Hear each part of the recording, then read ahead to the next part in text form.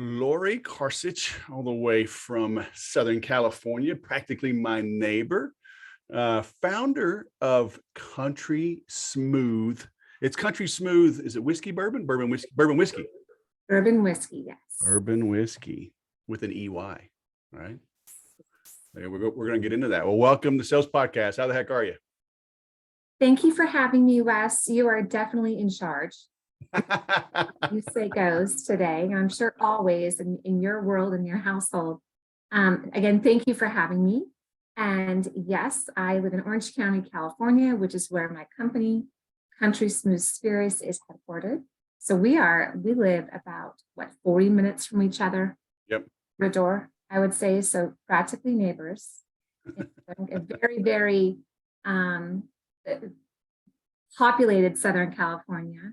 Yep. I am America's first female founder and CEO of an American whiskey company, Country Smooth. I founded the company in 2015 because I truly wanted to be able to enjoy whiskey neat. That was my goal. I was not a whiskey drinker. No. Based on how I was born and raised to, number one, celebrate America, which is purely embedded in the name Country Smooth, and the branding. We can get into that. And in who we support in terms of veteran nonprofits, as well as the lifestyle country, our country, I believe. I wanted to be able to create a smooth tasting whiskey to enjoy neat for women. Myself, more and more women are drinking whiskey, as well as men, of course, and to be at an affordable price point. So I had the idea in November of 2014, and I told my husband what I had wanted to do, and that I was absolutely crazy because I knew nothing and had no alcohol experience in the alcohol industry outside of drinking alcohol. But I did have quite a bit of experience in accounting, finance, financial management, business development. And I set out to create Country Smooth. And we became an LLC in 2015 and spent a couple thousand hours in 2015 to develop what you're seeing today, Country Smooth. Interesting. So where is it distilled? So we are distilled in Lawrenceburg, Indiana, at one of the largest distillers in America that distills and customizes all spirits for companies like Country Smooth. They are, I would say, the most popular and largest contract distiller of its kind in the entire country. They do not provide bottling services for their customers like Country Smooth. So we are distilled and aged there, for the most part, aged in its entirety in Indiana, and then shipped over to Nashville, Tennessee, where we are bottled. Interesting. I don't know anything about this as well, other than how to sip it, and I prefer it neat. So yes. We are kindred spirits. Yes, absolutely. I believe every spirit should be enjoyed neat by its consumer. At least that's my opinion. There's so much competition out there, and I believe that any spirit can be put in a cocktail, which is fantastic. It could be hidden behind different flavors and different pairings, and that's really great because I enjoy Country Smooth in cocktails that we've created, bartenders across the country have created. But to me, the test is always neat. And sure. Depending upon what you choose to do, so whether you're golfing with your buddies on the day on the course, or at home with your family or friends, at a concert, I would imagine you would enjoy Country Smooth differently in different ways, but knowing you could really enjoy it neat, that to me is the most important. And you can pick up that bottle and take it with you on the golf course and share it with your friends. No, you may put it in iced tea or sweet tea for the day, etc. And that was my goal. So you did what I usually recommend against. Right. I'm talking to entrepreneurs and I'm like, stay in your wheelhouse. but you went way outside your wheelhouse. I mean, what were you doing before this? Like, what did you have to give up to focus on this? That's a great question. I gave up a lot. So I graduated from Cal State Fullerton in 2002, business degree, emphasis in accounting. My dad was a successful, hardworking CFO out of USC, obviously many years ago. And he taught me at a young age, really helped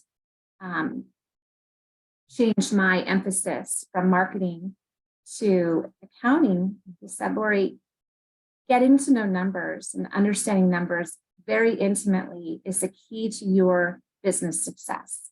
I know you, I've watched you your entire life. You're a very strong-willed, stubborn, creative young woman who loves to create and develop and design and sell. You've been doing this since you were a very young child.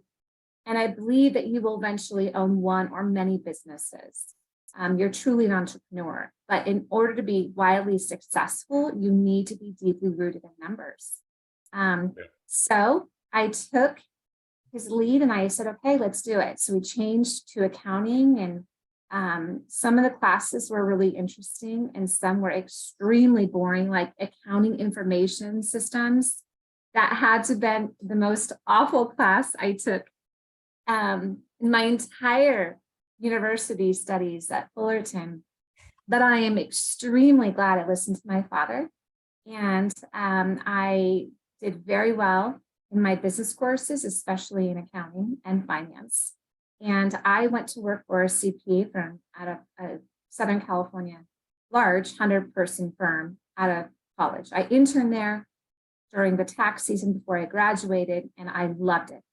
It was the perfect for me in their audit side. It was a perfect combination of everything. I didn't want to work for a privately held or a company as a junior controller at college. I like people. I like working with people. I like learning from people. And being an auditor was a really good combination of my personality and understanding like what my dad had ingrained in me, the importance of balance sheet, income statement, cash flows, how they all relate together, budgeting, forecasting, money raises, and then during my tenure at my CPA firm, the Enron scandal occurred. So we were in my second season, we were taxed with an extended testing process of fraud, which was really incredibly interesting for me as an auditor to have that training and that skill set and that understanding of how fraud can occur in the tiniest of companies up through publicly traded companies. Right. And we're taught how to test for that. And that, to me, especially in the alcohol industry, where it's really a wild west still today, that's governed by mainly men, and more women are part of that. But I look at that entire experience in my CPA firm, had some phenomenal mentors that I still keep in touch with, and I'm so thankful for. So that was my I would say still educational as well as professional background after college. And my husband and I had our first child 16 and a half years ago. And I knew that I wanted to work. I love to work. I will work hopefully until I am no longer on this earth at some capacity, correct? So I knew I wanted to work, but I wasn't willing to work the 70 plus hours from January to April, and then a bit heavier in the summer than normal for our summer audits. So I took that experience and some of my great relationships with clients from my firm and started my own private consulting practice. I started out as outsourced controller and CFO for two of my clients that were looking. They didn't really want to hire a full-time controller or CFO based on the size of the company, but they wanted to work with me and they knew I could do the job. And I loved it. It provided great flexibility with a newborn through toddler, and I grew that practice raising my children to having 14 clients and having 2 people work for me And I scaled my hours as I was able to, as the kids grew and started going to preschool, then kindergarten, et cetera. And I loved it. And towards that was a 10-year run in my consulting company. And the last 3.5 years, I started doing more and more business development, which was where I really just woke up every morning and loved doing in terms of tasks and Talking rules. about doing it for yourself? No, so I was hired, through one of my clients that I consulted for, outsourced CFO, or at that point in time, I had my own clients to help develop their businesses. So people would come to me and say, I am an ex casino and we want to do XYZ projects and we want to outsource it through you to run our expansion. And so you need to take this idea and do XYZ, however you know how to do, and get us to launch. And I loved it because it really incorporated all of what I was learning to do in terms of accounting, finance, auditing, with my love for creating, developing, designing, branding, sales, all in one, really. And I loved it. I mean, that was really where I shined tremendously. And so that was about 10 years in that company. And I knew it was time for me to start my own in terms of consulting was great. And I did very well. And I still do some very part-time consulting on the side for a few different clients. It was time for me to start my own consumer packaged goods company. Again, I had no experience in the alcohol industry whatsoever. So that was a huge leap of faith, a little bit of naivety in terms of not really realizing just how incredibly tough it was and how so many of the alcohol conglomerates and even individual singular brands have hundreds of millions of dollars to do whatever they want, and in many cases keep the small up-and-coming brands out, like Country Smooth. And I had heard about it, but I was so tenacious, and I thought I can do it, and we're doing it. But right. It has been, especially in the first few years, a very steep learning curve. Yeah. So I want to get into that, but first, so you're hired as a CFO, a comptroller, or a controller, but your clients are coming to you for marketing. I mean, was that just an evolution? Like, just as you were working with them, you just had broader discussions, and they're like, "Holy crap, that's a good idea. Can you run with it?" Yes. So I believe that it became very apparent to a couple of my clients when I was doing their outsourced CFO work. They realized that I had a lot more in me from the development side, from the idea, taking an idea of, I want to do a hydroponic fish farm, for example, or one of my clients wants to do that. I know nothing about it. Lori, you'll figure it out. Yep. Okay. And so taking that idea of what an entity wanted to do and the resource they had, or they didn't have to do it, and how could I get it to the point where we're ready to break ground and build this, and then be able to have this entity run with this project. Yeah. And I loved those types of tasks and did pretty well. So it was beyond marketing. It was really like taking it, just like Country Smooth, an idea. I want to create a smooth tasting whiskey. And being America's first female founder, CEO, and owner, to me, wasn't even in my thought process.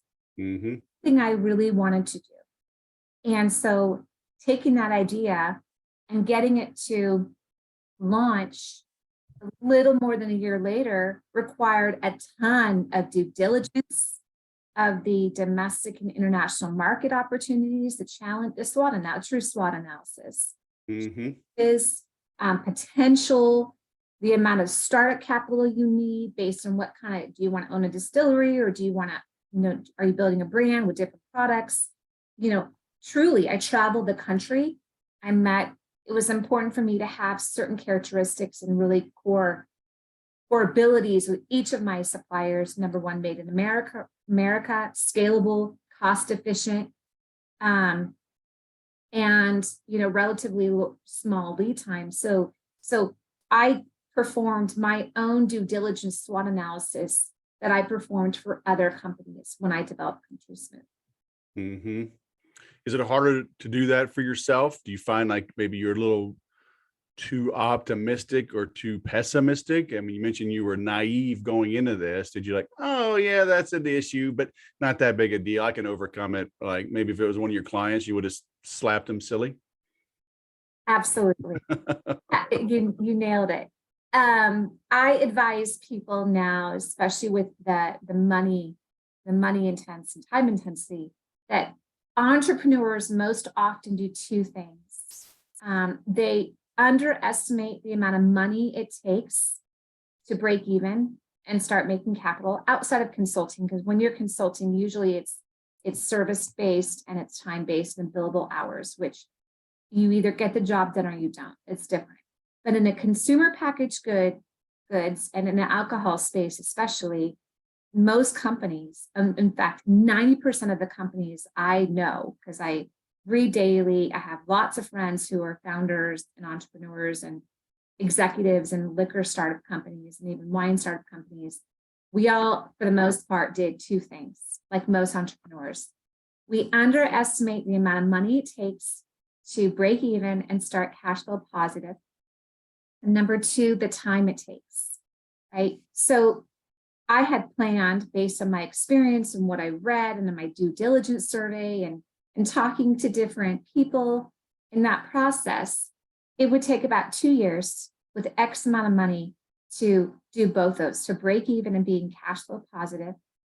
It would take 2 years, and it would take $2 million to get there based on our business model, what we're trying to do, non-distillery, starting with one SKU. And we've had less than that, which I'm very proud of. We've had less than 2 million for sure. But it took us longer to get to the break-even point. And most companies I speak with, that really is the most commonly experienced dilemma, really, is the time and money it takes, and underestimating that versus being very conservative with estimations. So as a result, we have been very, very cognizant of budgets, very cognizant, which has helped us become successful and break records year over year, because in year 3, I realized, all right, guys, it's going to take a little bit longer with the capital we have based on the ownership structure of the company. And we're going to have to be very careful with our decisions in terms of operation, marketing, product launches, all the main key drivers of the business. So the one component that I made an error with major is not grabbing that consultant, that industry expert from day one. That to me is, and when you're entering a new industry, whether it be technology or pharma or retail or whatever it is, in my space, alcohol supplier, that expert is paramount to achieve success, and that will help cut the learning curve, will help open relationships expediently versus having to figure out over time on your own, right? So that industry expert to me is extremely important to have for every entrepreneur in every different industry that they partake in. And in my case, had I had that expert day one, I believe our learning curve and our time it would have taken to get to the point of break even would have been exponentially quicker. Now I've become the expert. We're in 22 states of distribution. We are sold and served in 2,000-ish accounts nationally. I work with distributors in all the markets. We have a sales team, a broker team. So we're at that position where we have the experts, including myself. I just wish day one we would have had an external expert with the relationships with the experience of when to do what and how to do it.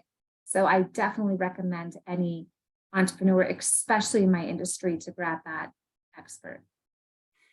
So, so an expert to help you penetrate a market, not necessarily, because like you're saying, if you brought someone in early on, they might have been you with your client saying, this is a terrible idea. Do not do this. Right. So how do you, like, what exactly would that expert be? Right. It's like, hey, dude, I'm doing this. So you're either going to help us grow or not, but I'm not hiring you to advise me whether to do this or not. Right. Right, right. Yeah, so I think that once I made the decision to start Country Smooth, and based on the culture of the brand, which is important, and where the goals of the company were in its infancy, I think grabbing the expert that has experience scaling startup liquor companies to get to the point there where they're worth 50, 75, 100 million. And that person has the relationships with key distributors, chain buyers, which is very important. Both of those people are very important to the business. Many of our businesses in alcohol, especially, who understands programming, how to help distributors and how to help the company push distributors to really make this brand, for example, top of mind with all of their sales teams, market by market. There are programs and plans that we develop and that we offer. Having that be presented and really apparent from day one really would have helped. Yeah. Also, use of money, you know, you can imagine the phone calls and emails that someone like myself and my team get on a weekly basis of, oh, you have to advertise with us, or put your money here, or put your money there, and we're going to help you, get to the finish line quicker.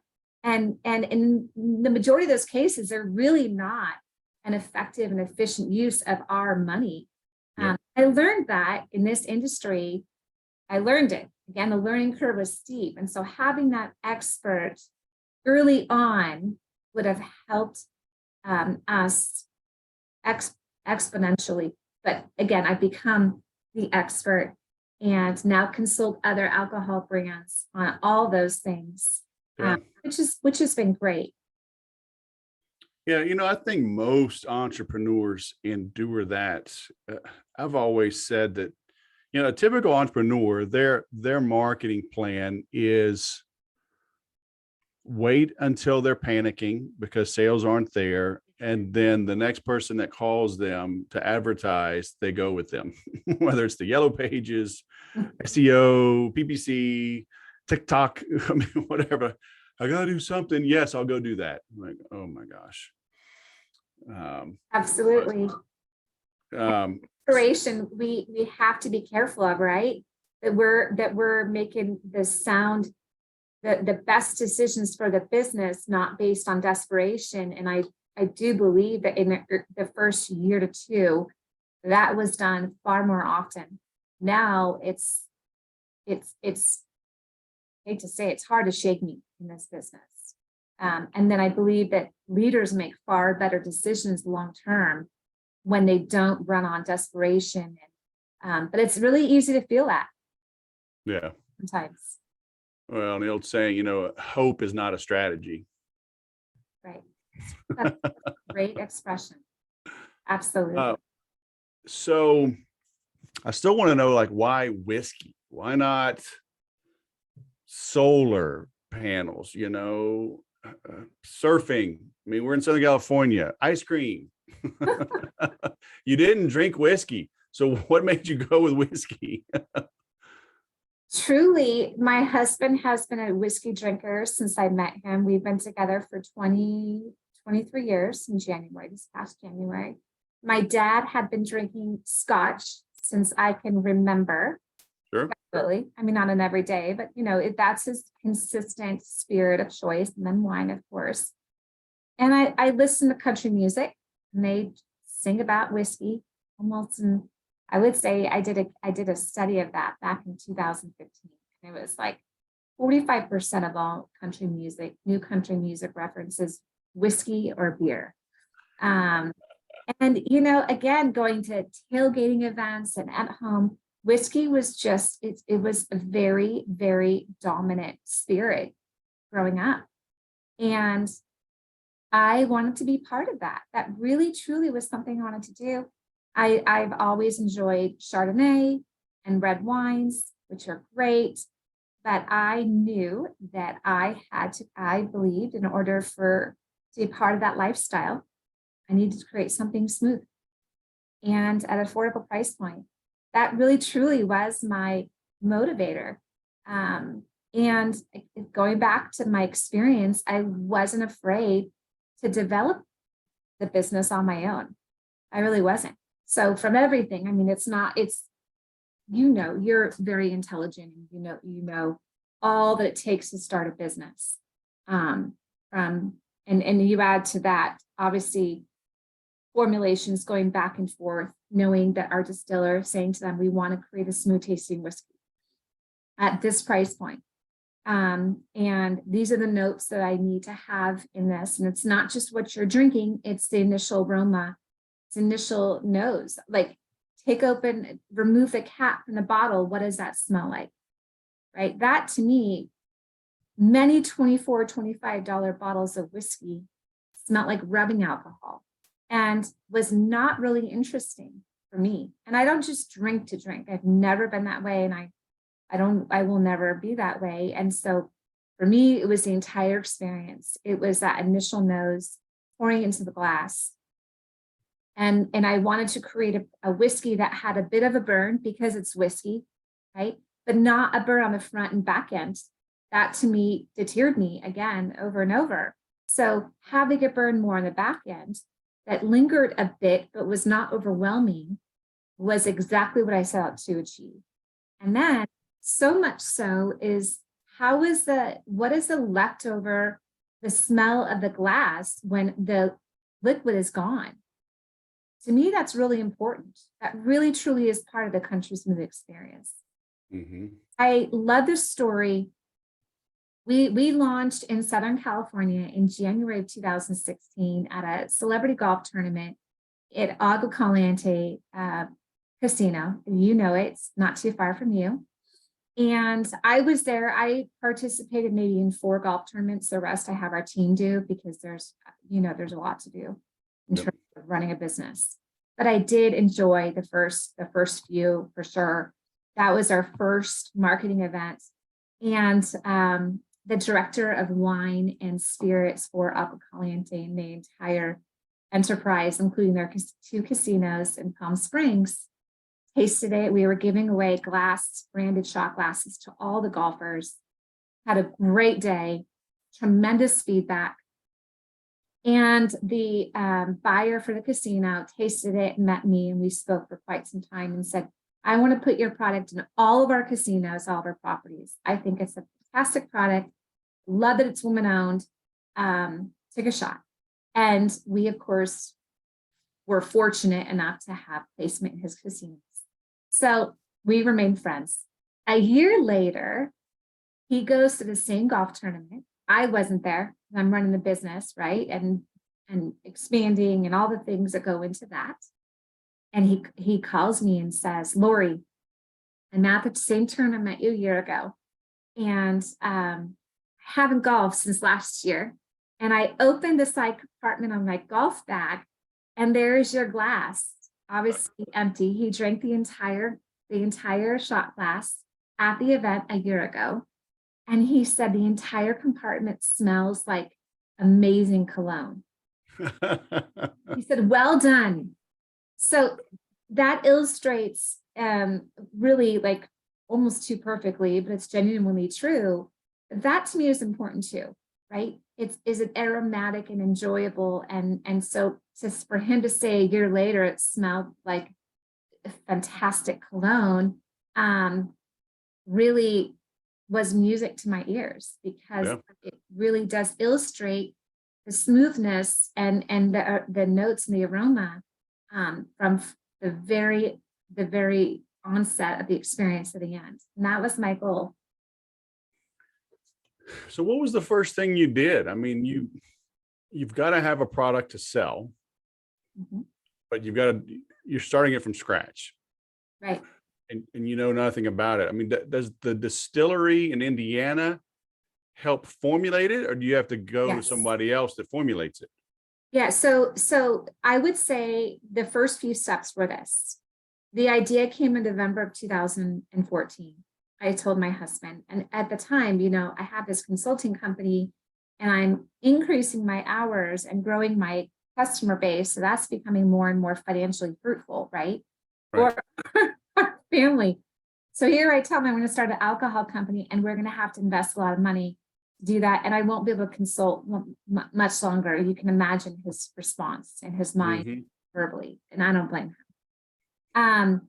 So after the idea, I went to meet with a good friend of mine who's a very well-known celebrity in LA. I had met through business development in my practice. And I told him what I wanted to do. And he said, you need to be the Lee Iacocca of it. And he's like, this is something you have to do. And I told him the names I was thinking about. And he gave me some good insight that I think is probably some of the best advice ever given. So he really helped and encouraged me to stick to the roots of who we are, truly country. Then I did my SWOT analysis after completing my hundreds of hours of due diligence. I took a look at, again, domestic versus international opportunities. Who are the big players, startup companies, what they have to do. Where is whiskey distilled? I know to be a bourbon, you can be distilled throughout the country. People think that bourbons are just Kentucky bourbons, but they're not. The bourbon has certain required elements, but you really can be distilled anywhere in the United States. So I had to learn all about the culture, the specifics of the whiskey industry, even more so in addition to the alcohol industry, what constitutes straight versus non-straight. Distilling age is really important. What age of distillation in whiskey or bourbon, it supports a certain SRP on the shelf. All of these things, different size of the bottle. Do you want to have printed labels or do you want to have paper labels? I mean, the questions after I realized this is what I want to do, when it made sense in terms of there are so many reasons why it made sense, then okay, how are we going to do it? So I think, again, the first step was the idea. Getting some support from Hollywood was very helpful for me. That's really helped take us certain places. Athletes in Hollywood, who have been my friends, have supported us in a pretty sizable way over time. And then doing that in-depth study and research. And I'm a mom of three, raising three kids with my consulting practice, but I was so passionate about this idea that I was working from after taking the kids to preschool and kindergarten until midnight every day between the consulting practice, mom duties, and researching what I needed to research to make this decision before we started investing the first dollar, right? Yeah. So I was so excited. And in my studies and my research and my interviews of everyone that was relevant to my analysis, that we decided, yes, this is going to happen. So my husband and I invested money in this new company, this new LLC. And I started getting trademarks. We have 3 trademarks now. Obviously, securing the website domain was done after we determined the brand name, back in January of 2015. And then it came to branding and design and brand elements of the bottle. For example, the 5 stars on the bottle represent the 5 branches of the military, which, again, thank you for your service. So that was important for me because of how I was born and raised. My dad always told my sister and I from a very young age, probably from 2 and up, we are so fortunate to be Americans and to have the freedom we have. And we really only have it because of the veteran community and what they have done for our country. And so I believe in that so much. That is a part of our company. And really, In design, we also support to different veteran nonprofits. So, Nice. so here, if you look at the top and the bottom of Country Smooth, that if you look down at the cowboy boot, that's the design you'll find on that. So, Right. you know, the design, the branding design, the overall look of the company, obviously the website, touring the country to different suppliers to make sure they're all made in America, scalable and affordable to hit our price point on the shelves, as well as our gross profit. Formulating back and forth with our whiskey supplier took a ton of time. It wasn't an easy thing. There was no like, oh, that tastes good, let's sign up. It was a very specific formulation process. And and there's so much more to it. The development of this company was really the development of it. Once that we made the decision, it was a full-time job. And it, you know, many companies, you have two partners, right? To start a Country Smooth, you have two co-founders or a founder, and they quickly hire someone or two or three. It was me. It's been me, really, especially the first few years. I've had a part-time assistant throughout the years and different brokers around the country to help gain and grow our distribution footprint. But for the most part, it has been me leading the charge, which takes obviously some time. So all of that development, licensing alcohol is probably, I would say, the most regulated industry in the entire country.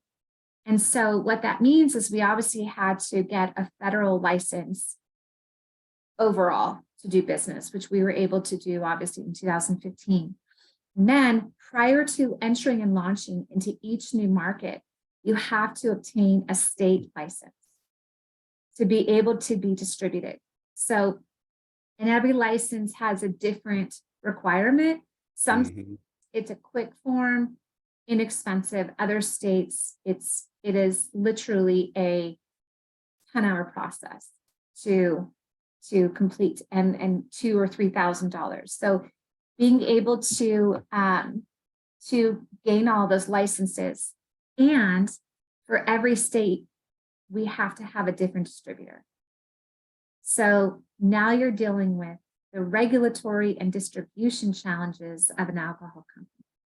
And so to be able to, we started in Southern California, and then we moved towards Louisiana, Mississippi, and then Texas and Florida.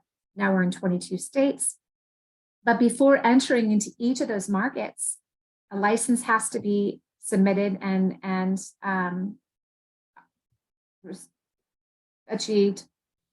A distributor has to want to carry us, which can be challenging with the competition. There are also the big major conglomerates of all the brands they have. And then how are you going to be successful in each of the markets, right? How is the West Shaper going to hear about Country Smooth in your market? So those considerations and decisions and planning had to be done for each singular market. So for us, it's 22 total. We can't just get a license, easily get a distributor, and then say, okay, pick up a pallet of Country Smooth in Nashville in a week.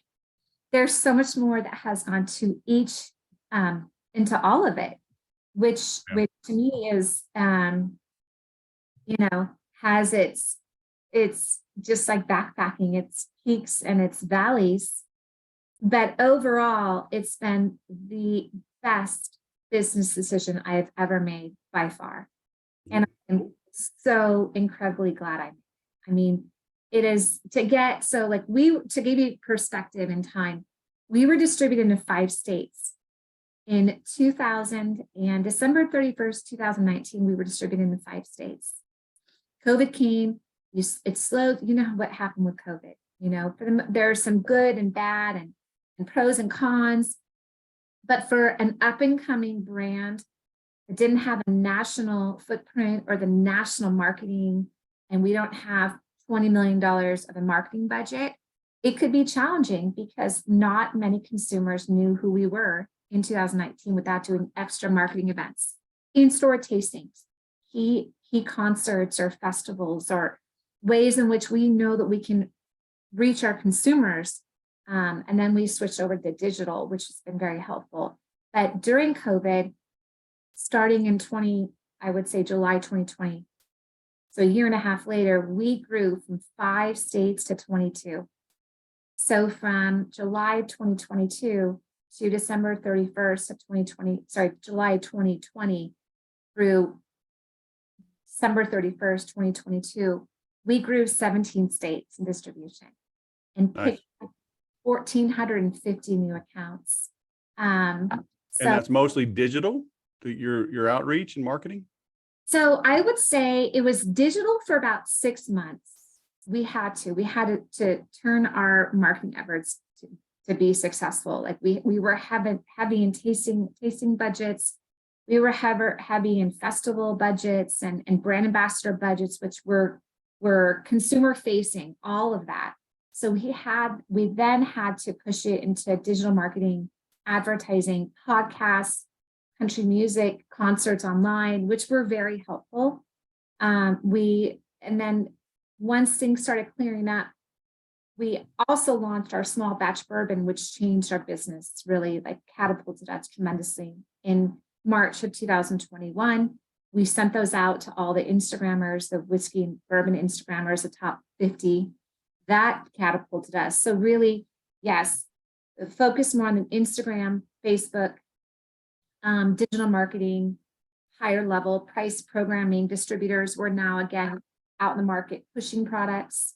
So we like to say that we have a blended approach of how to grow this company.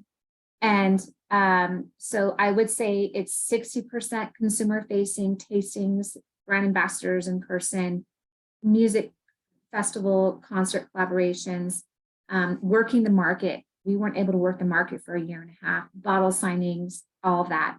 And I would say 40% of it is now digital. So COVID, one of the good things it did for many brands like ours is it forced you to say, okay, this happens again. We've got to be able to grow the company in a hybrid way. So both in person and digital. And I think that's and I don't see changing much in the future.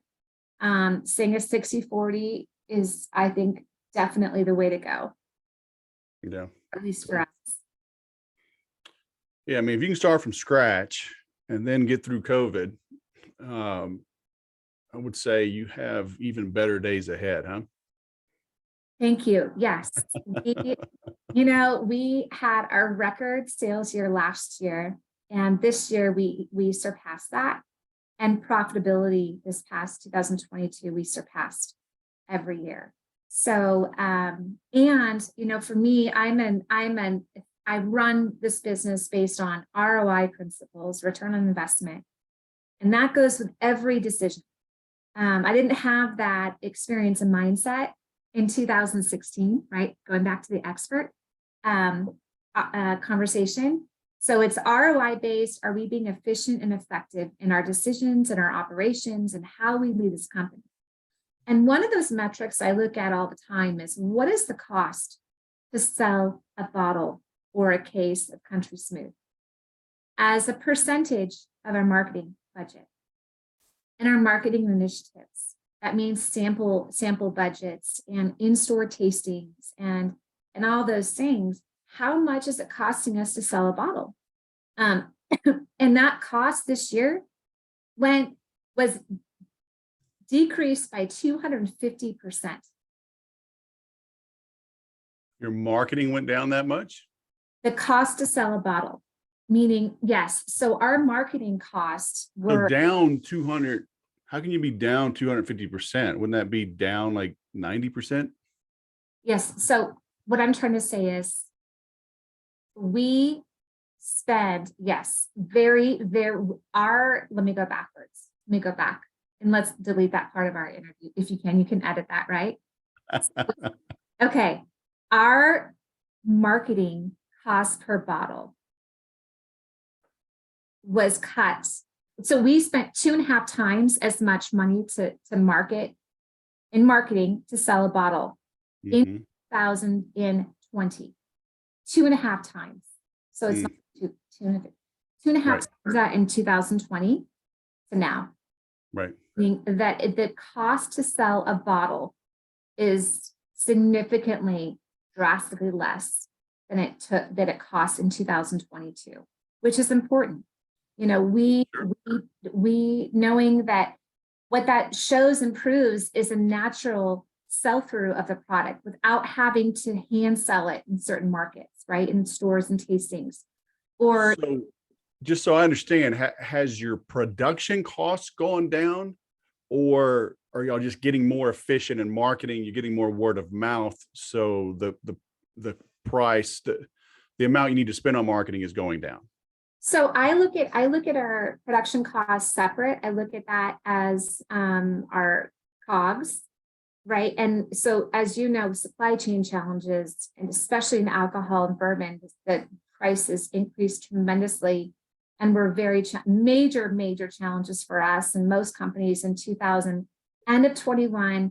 And so we had about 12 months of our margins were beat a little bit because of the challenges with glass and freight and bourbon tremendously.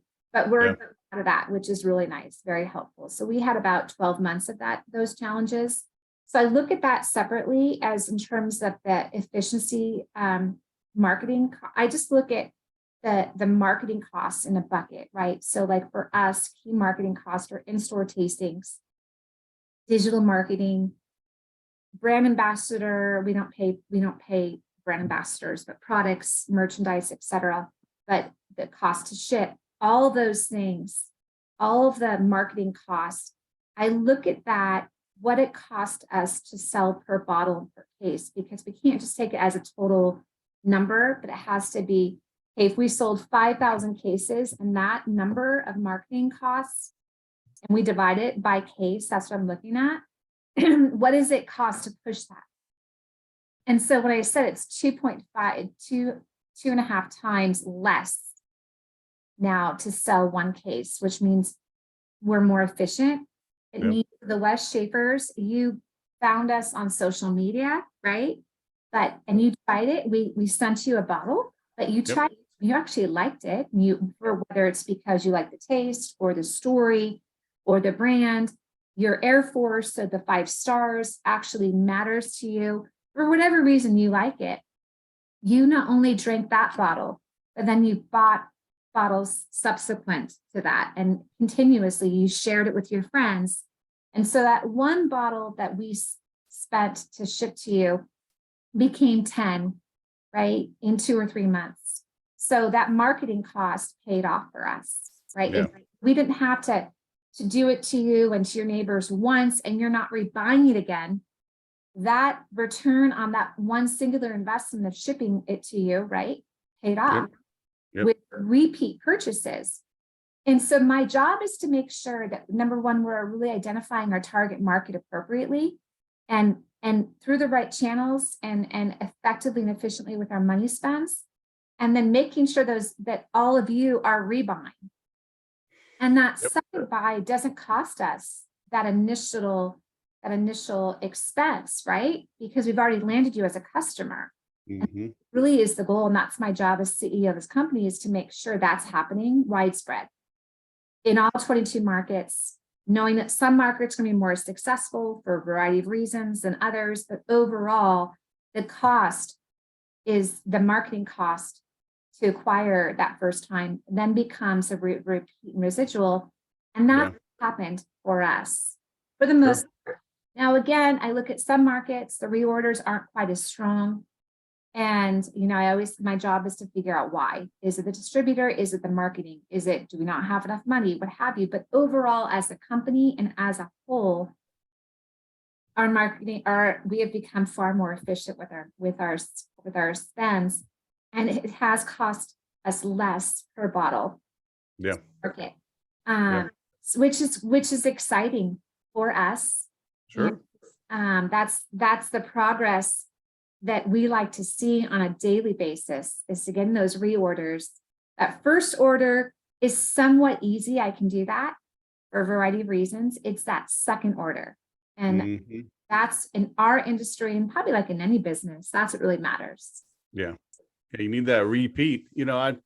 I've got my ABCDE sales model, right? And instead of a pipeline going one way or a funnel going top down, it's a circle, right? Because if you attract, you bond, you convert them to customers, you deliver a wow experience, right? You delight them, then you endear yourself with them. When you endear yourself, you're attracting them right back, plus all their friends. And then it gets faster and faster and easier and costs go down, so, great. Like I'm sitting here with on my Apple products, just got a new computer, new Mac Studio. And I mean, I got an Apple Watch, I've got Apple keyboard, mouse, iPad, iPhone, AirPods, they're always thinking, how do we get more from the same customer?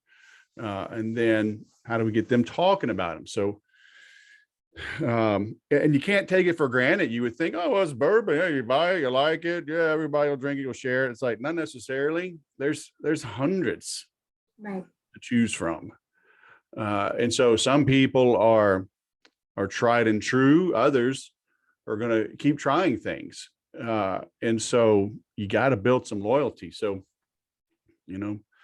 nice job realizing, I always say that the number one goal of a business owner is to market their business, because you can always find accountants and operations officers and HR and sales and marketing, and it's your message, right? But they can go execute, then you can just kind of supervise, but it's your message.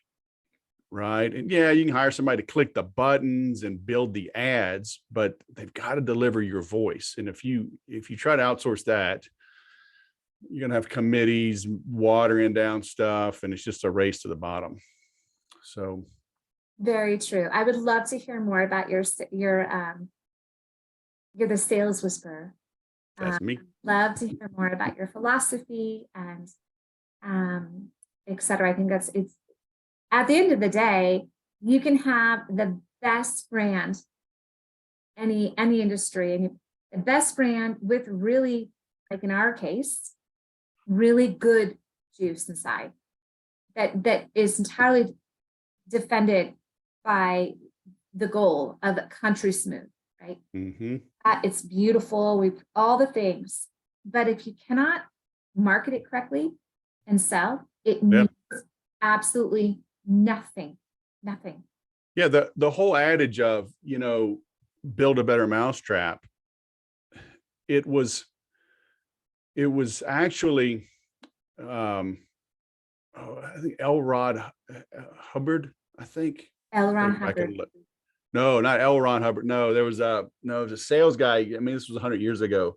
Oh, I'm drawing a blank.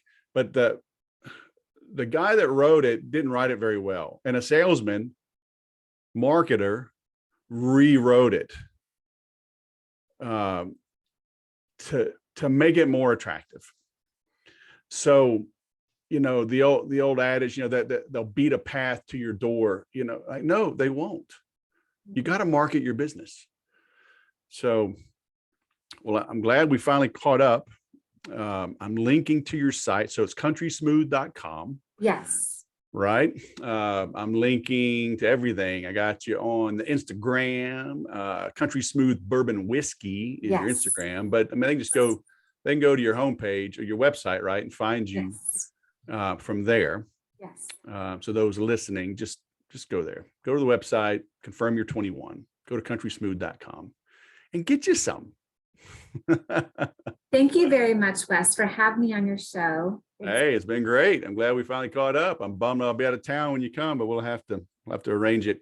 Come back out. All right. We belong to 2 wineries, so you got your choice. We'll take you out, bring the husband, bring the kids. I got girls, they'll babysit, so it's all good. We're a self-contained alcohol consuming entity. Yes. That sounds heavenly. I love your area of where you live. Yeah. Like in Southern California, if I obviously I have an affinity for the country and wide open spaces and horses and you add in wine or bourbon to that, it's like truly heaven. And there's so much of it where you live. And Oh yeah, it's awesome. I've even thought about putting a storefront, a small distillery Yeah. facility bar, tasting bar in the Temecula area. There's one or two out here already. There's a lot of beer. I don't know, what do you call them? Brewers, right? Not Mhm. distillers. So several of those. There's one distillery I think I haven't been to, even though it's nearby. So come on, because like I'm not that big of a fan of wine, right? I'll order beer more often going to the Right. winery. So hey, if there's some bourbon, sign me up. Well, it's definitely a special place, and people don't realize how much good wine we produce Oh yeah, for sure. in Southern California. So, Wes, thank you again so much for your time. All right, Laurie, it's great seeing you. Have a great day. You too. Okay, you too as well. Thank you.